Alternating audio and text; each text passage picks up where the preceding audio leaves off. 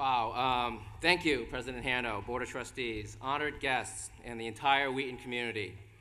A huge congratulations to everyone here involved with the class of 2019. What an incredible day that starts what undoubtedly will be an interesting journey for all of us and all of you. I am so incredibly honored and humbled to be here today. I'm excited to join today's esteemed speakers, the Reverend Dr. Barber and Judge Whitner. To be honest, I am really nervous about how this is going to go today, as I'm usually terrible about reading with prepared remarks. I typically do much better speaking off the cuff and rather spontaneously, but I made a promise to my family and friends not to wing it for this event unless I embarrass myself or my 25th reunion classmates. Shout out to 94. I think they're as surprised as I am that I'm up here today, given the fact that I could not make it across Peacock Pond for the head of the Peacock when I was here, and now I'm in the Navy. Go figure.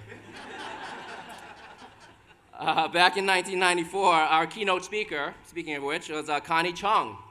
Some of you might know her as the wife of Maury Povich. And at the time, she was well regarded as a TV journalist for NBC, ABC, and even hosted the evening news with Dan Rather on CBS Evening News. She was also the rare Asian American of the time that was part of the public sphere, and it was a celebrity of sorts, at least in the eyes of my mother, who's with us today.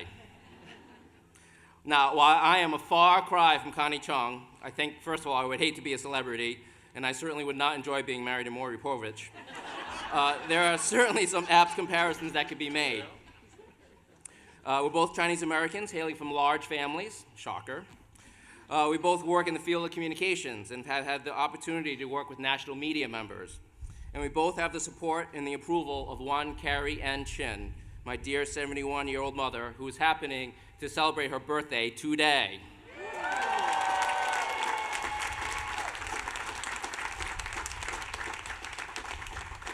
I think it fills my mom with a certain sense of pride to see her son standing here on the same stage 25 years later. In terms of Wheaton commencement speakers, I'd say we're 2 for 2 in her eyes. Now, I think it's reasonable to assume that after hearing my introduction and looking at my resume that I would speak to you all about the importance of volunteerism and giving back to the community. And yes, this type of service is truly important.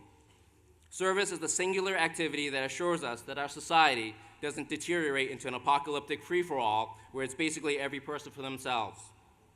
But in thinking about my mother, I'm reminded of another kind of service that propels all of us forward, the type that every one of us needs to succeed. This can come from a variety of sources, but most often this service comes from parents or grandparents, guardians, mentors, or just a champion in your life that provides you with the help that you need to achieve and grow. The impact of this service to your success cannot be overstated. My mom immigrated here from China when she was a child. She left her parents and the conditions in her village in Canton to live with her grandmother in Hong Kong with the hopes of finding a life full of both prosperity and a freedom of choice. After getting married and settling in Providence, Rhode Island, my mother was focused on creating a life for her children that was not possible for herself or her siblings. The opportunity to shape a future through hard work, access to education, and ability to pursue a career or vocation that we were passionate about motivated my mother to provide the best type of service, the service of helping and advancing the opportunities afforded to me and my sister. My mother worked in a factory that manufactured jewelry for over 20 years. She also worked to get her citizenship in 1975.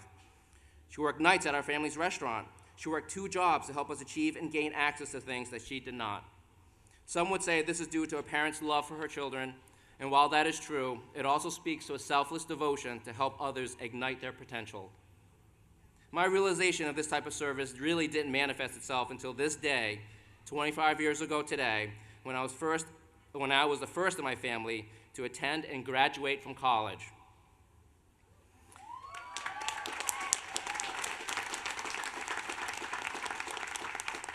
Admittedly, back then it was hard for me, as a typical 20-year-old college graduate, to see and fully appreciate the type of dedication my mother personified all those years. It's well past time that I honor her devotion and sacrifice in service to our family. This introduction to service and helping others is what shaped and ignite my career, first as a clinical social worker and then later as a member of the U.S. Navy. My mother demonstrated that true service involves personal sacrifice and an understanding that we each have an obligation and responsibility to use whatever gifts and talents we have for the greater good of others. For my mother, it was always about creating better opportunities. This is an ideal that we can surely abide by and strive for as we move through this world. Thank you, 2019, and go forth in service.